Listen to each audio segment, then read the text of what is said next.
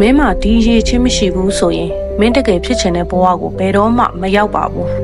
motivation တွေနားထောင်လဲခဏထတောက်တဲ့မိတော့တစ်ခုလိုပဲဖြစ်နေမှာပါအောင်မြင်မှုအတွက်နီးလန်းပေါင်းများစွာရှိပေမဲ့ self discipline တစ်ခုတည်းကပဲမင်းဘဝကိုပြောင်းလဲစေနိုင်မှာပါဘဝမှာဘာမဆိုရရှိဖို့အတွက် price တစ်ခုကိုပေးရပါတယ်အောင်မြင်မှုအတွက် price က self discipline ပါပဲမင်းမှာပါရမီအခွင့်အရေးအတွေ့အကြုံတွေရှိနေရင်တော့ self discipline မရှိဘူးဆိုရင်အဲ့အရာတွေကအသုံးမဝင်ပါဘူး self discipline ကအလေးအကျင့်တစ်ခုတည်းမဟုတ်ပါဘူးအတတ်ပညာလို့လည်းပြောလို့ရပါတယ်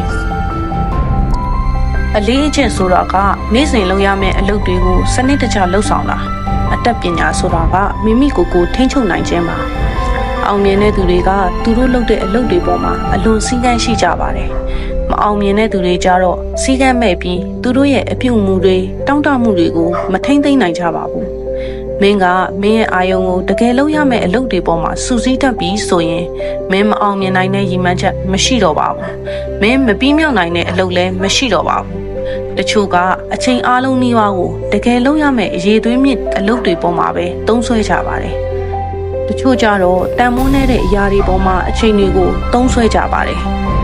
တကယ်လို့မင်းကတကယ်လို့ရမယ့်တန်မိုးရှိတဲ့အလုပ်တွေပေါ်မှာအချိန်အများစုကိုသုံးစွဲတယ်ဆိုရင်အခြားအာယုံပြန့်လင့်စေမယ့်အရာတွေကိုအလိုလျောက်ဖယ်ရှားပြီးသားဖြစ်သွားမှာပါအဲ့လိုမဟုတ်ပဲမင်းကအာယုံပြန့်လင့်စေမယ့်အရာတွေပေါ်မှာအချိန်ဖြုံးလိုက်တယ်ဆိုရင်တော့မင်းဘဝကိုပြောင်းလဲပေးနိုင်မယ့်အရာတွေအတွက်အချိန်ကုန်ဆုံးသွားမယ်ဆိုတဲ့အတိတ်ပဲပါဒါဆိုရင် self discipline ကိုဘယ်လိုချမှတ်ကြမလဲစာရွက်နဲ့ပေါ်ပင်ဒါမှမဟုတ်အမြဲပြန်ကြည့်လို့ရတဲ့နေရာမှာနောက်တစ်နှစ်နှစ်နှစ်3နှစ်4နှစ်5နှစ်အတွင်းပြီးမြောက်ချင်တဲ့အရာတွေကိုအစဉ်အလိုက်ချရေးပါ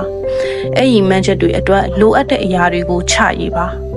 လက်တွေ့အကောင့်ထဲပေါ်နိုင်မှုအခုလှုပ်ဆောင်နိုင်တဲ့အရာတွေကိုချရေးပါစီမံကိန်းချဖို့အချိန်ပေးပါဒါအကျိုးအမြတ်100%မကရမှာပါကိုလှုပ်ဆောင်မဲ့အရာတွေအတွက်အမြဲကြိုစီစဉ်ပါ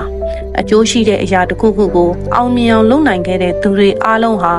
မင်းတတိမထားလိုက်မိတဲ့အချိန်မှာပဲလာပေါင်းများစွာနှစ်ပေါင်းများစွာစီးကန်းရှိရှိစူးစမ်းခဲ့တာဖြစ်ပါတယ်ဒါဆိုရင် self discipline ကမင်းအတွက်ကိုအရေးကြီးတယ်လို့ထင်ပါရဲ့လား